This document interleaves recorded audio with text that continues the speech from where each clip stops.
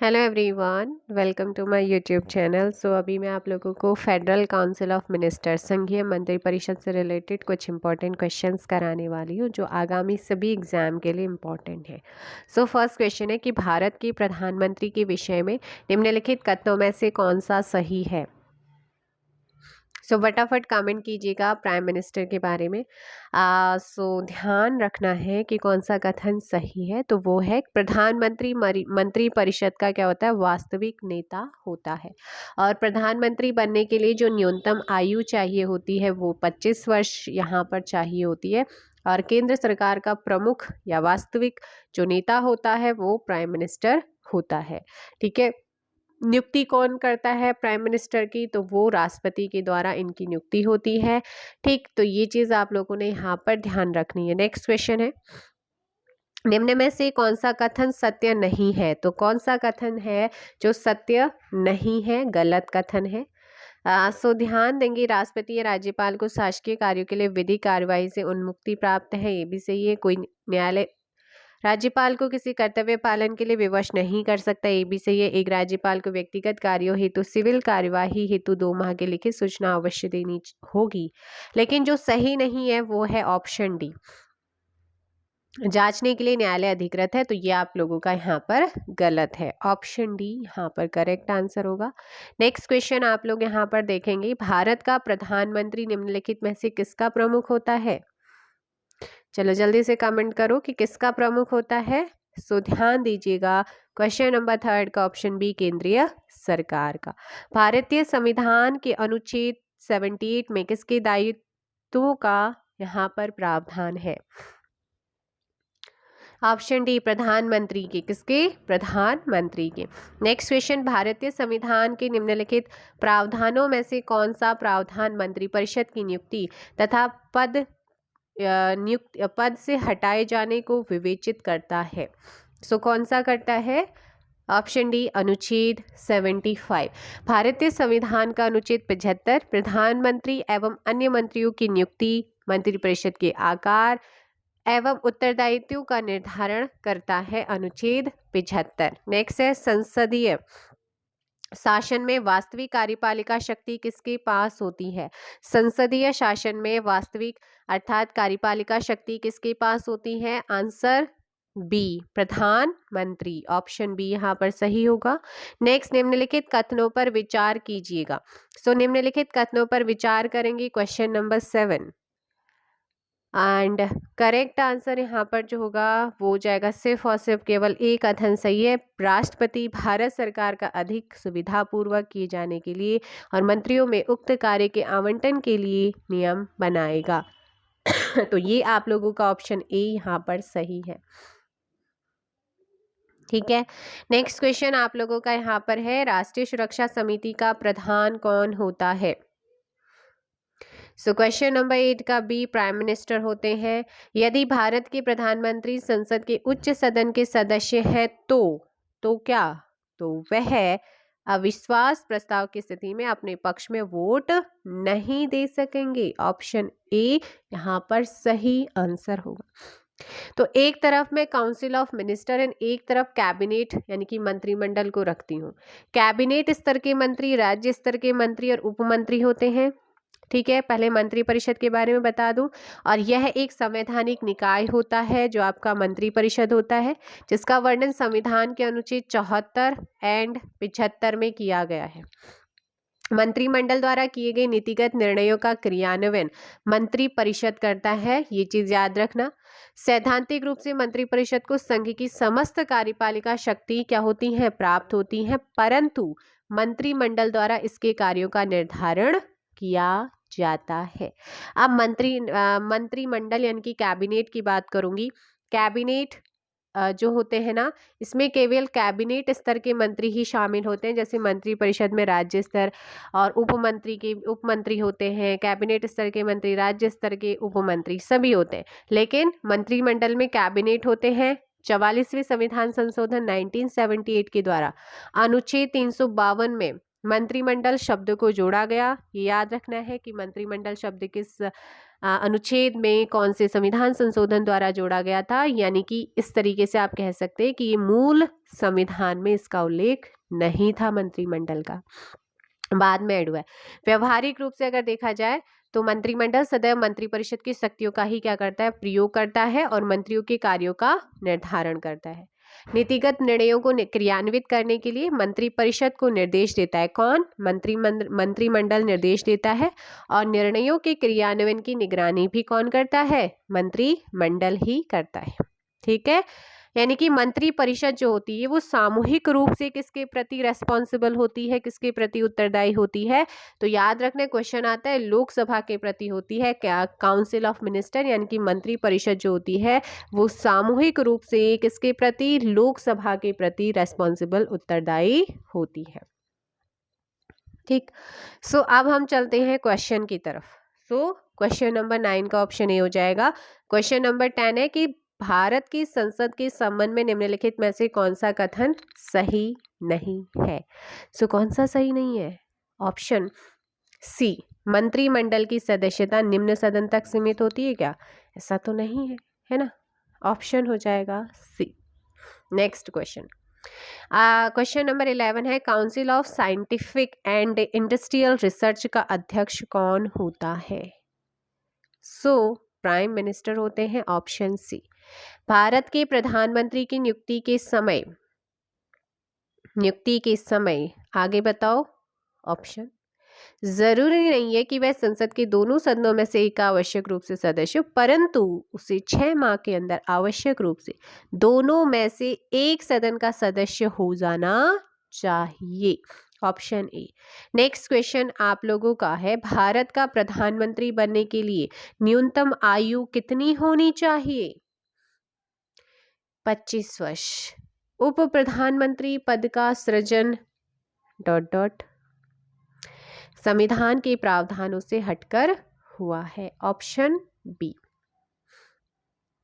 अग्रलिखित में से कौन सा वक्तव्य सही है? भारत का प्रधानमंत्री आगे अपने मंत्रिमंडल में मंत्री के रूप में कार्य करने के लिए व्यक्तियों का चयन करने में पूर्णतः स्वविवेक का प्रयोग करता है। ऑप्शन सी यहाँ पर सही होगा।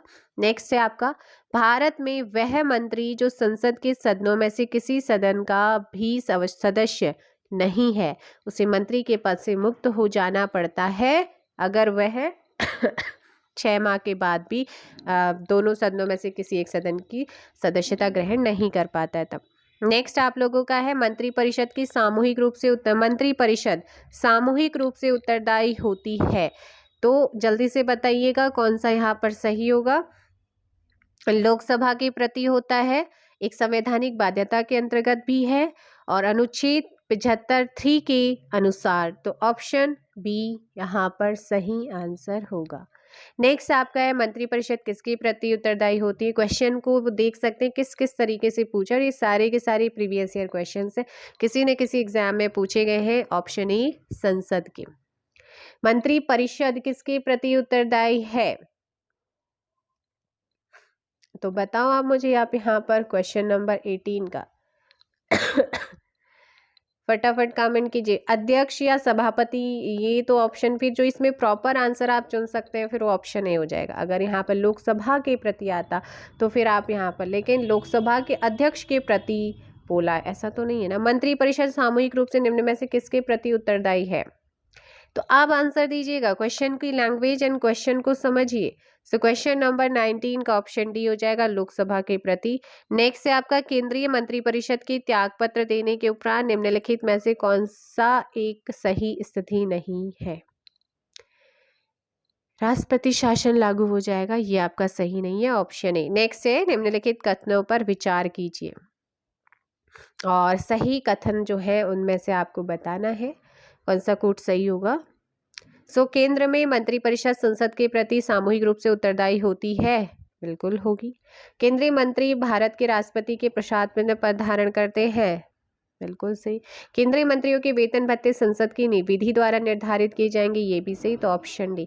आप देखो यहाँ से क्वेश्चन पूछा जाता है कि जो केंद्रीय मंत्री हैं उनके वेतन भत्ते किस पर भारित होते हैं, किससे निर्धारित किए जाते हैं।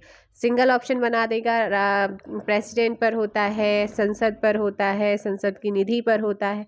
तो ये आप लोगों को देखना है कि क्वेश्चन वो कथन वाले ये ना सोचे कि नहीं आएगा, सिंगल में भी बन जाता है।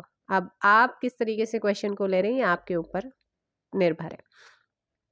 निम्नलिखित में से कौन सा एक प्रस्ताव भारत में मंत्रिपरिषद द्वारा रखा जाता है?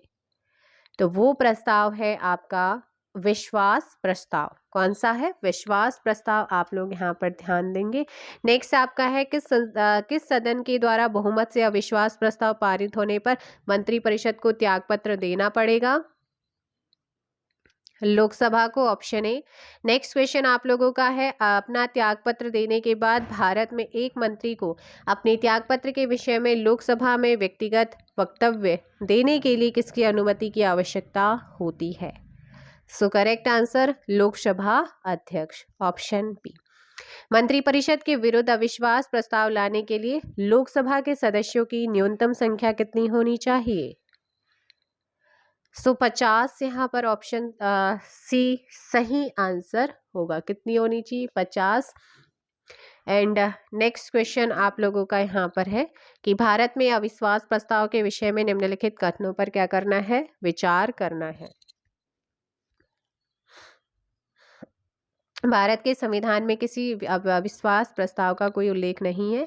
ABC अविश्वास प्रस्ताव के लोकसभा में ही पुनः स्थापित किया जा सकता है। ऑप्शन सी, ऑप्शन सी यहाँ पर करेक्ट आंसर होगा। नेक्स्ट क्वेश्चन आप लोगों का, लाभ के पद ऑफिस ऑफ प्रॉफिट का निर्णय कौन करता है? संसद। किस संविधान संशोधन में वर्णित है कि मंत्रिमंडल में कुल मंत्रियों की संख्या प्रधानमंत्री को सम्मिलित करते हुए लोकसभा के सदस्यों की कुल संख्या की 15% से अधिक नहीं होगी? 91वां संविधान संशोधन, ईयर कौन सा था? 2003। ठीक है, ऑप्शन बी यहाँ पर आपका सही आंसर होगा। निम्नलिखित में से कौन भारत के केंद्रीय मंत्री रहे हैं? तो कौन रहे हैं भाई? कमेंट कर दिया करो आप लोग। 29 का ध्यान रखेंगे। VP सिंह भी रहे हैं, ठीक है, NR वेंकटरमण भी रहे हैं, YV चौहान भी रहे हैं, प्रणब मुखर्जी भी रहे हैं, इसलिए ऑप्शन हो जाएगा आपका डी।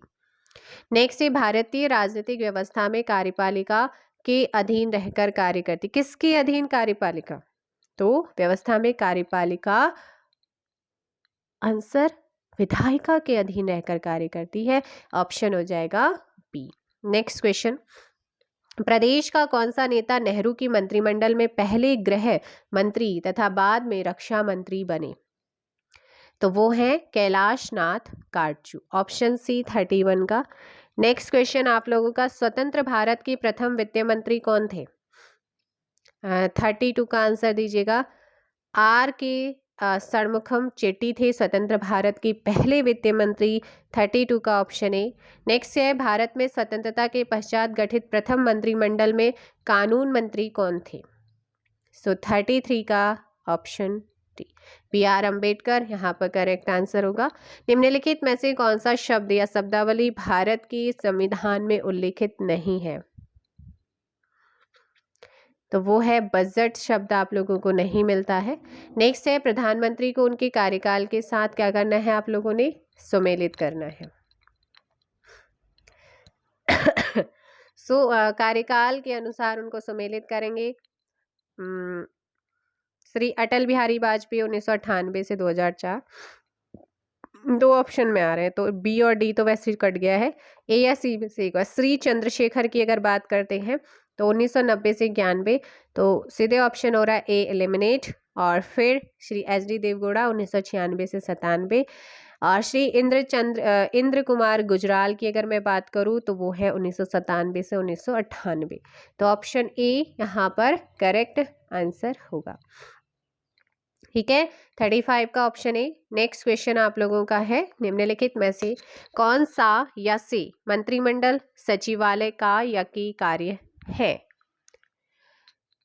ध्यान दीजिएगा 36 एंड सही आंसर होगा। एक तो मंत्रिमंडल बैठकों के लिए कार्यसूची तैयार करना, ठीक है, ये भी है, और दूसरा है आपका मंत्रिमंडल समितियों के लिए सचिवालय सहायता, और ऑप्शन हो जाएगा सी। 36 का क्या हो जाएगा? सी। नेक्स्ट क्वेश्चन, निम्नलिखित में से कौन भारत की प्रधानमंत्री बनने से पूर्व किसी भी राज्य के मुख्यमंत्री नहीं रहे थे? चंद्रशेखर। Option C. भारत के प्रधानमंत्रियों में से कौन अपने कार्यकाल में संसद में कभी भी उपस्थित नहीं हुए? चौधरी चरण सिंह हो जाएगा 38 का डी। नेक्स्ट क्वेश्चन है कि संविधान में मंत्रिमंडल शब्द का एक ही बार प्रयोग हुआ है, और वह 39 का ए, अनुच्छेद 352 में। निम्न कथनों पर विचार कीजिए और दिए गए कोटों में से सही उत्तर का चयन करना है।